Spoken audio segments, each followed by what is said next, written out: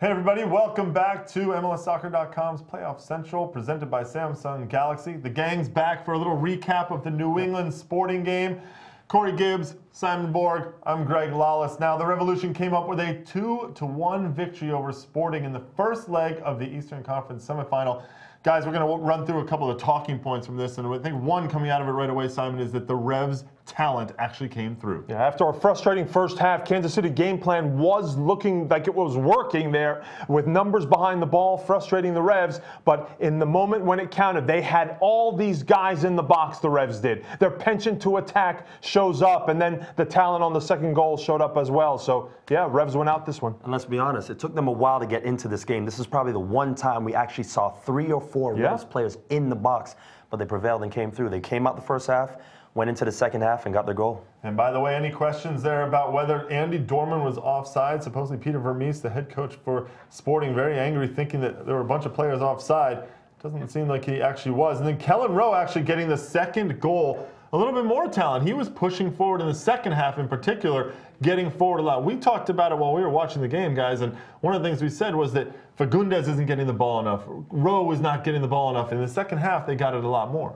Well, not that much more, I believe, because I just think in that single moment, the vision from Lee Win and the touch by Kellen Rowe, how many players are going to hit that first time and curl it to the far post? I think it's just that one moment because, for the most part, Kansas City defended well. Yeah, defended exceptionally well. And I think what we didn't focus on a lot in the pregame show was Kellen Rowe. We always spoke about Fagundes with his 13 goals and the attack. But for me, throughout this whole regular season, Kellen Rowe was something special, and he showed up here. Even with the one chance, he scored it. Well, look, you said Sporting actually defended pretty well, but they still struggled to score goals. They created very few chances, guys. Really, you think about it, only 3 chances that come to mind. Bunbury in the first half when he breaks in alone, and he really should have put this one away. And then a little bit later on, they actually get the goal, and then a third chance falling to Dom Dwyer. Simon, what's going on with the Sporting Kansas City attack that it's not working? What happened right here? Same issue that they've had in past seasons. There's no one who, when it comes down to it, can score the goal. Everyone thought it was Claudio Biella, the designated player. He's at home watching this game, not on the field. They go to Bunbury, who's been with them for the last couple of years, but the group they have has not been able to get the job done. And by the way, where's Graham Zusi? Yeah, non-existent. But also we have to look at tactically how they play.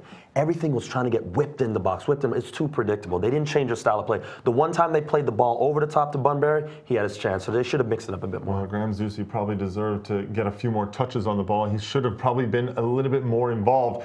Last talking point I want to talk about here is that the Revs took that 2-0 lead, and then they seemed to take their foot off the gas. Greg wasn't happy one bit. They came out of this game. It was a slow start. Then they're up 2-0. I think Jay Heap should have managed the game better. Go the same way that they were going in terms of attacking the game, not just sitting back, and ultimately it hurt them. Even after the first goal, Kansas City had another chance and they almost let this game slide. Especially because Kansas City weren't keeping the same numbers back as they were in the first half. So Revs had opportunity there. This is disastrous though for Kansas City.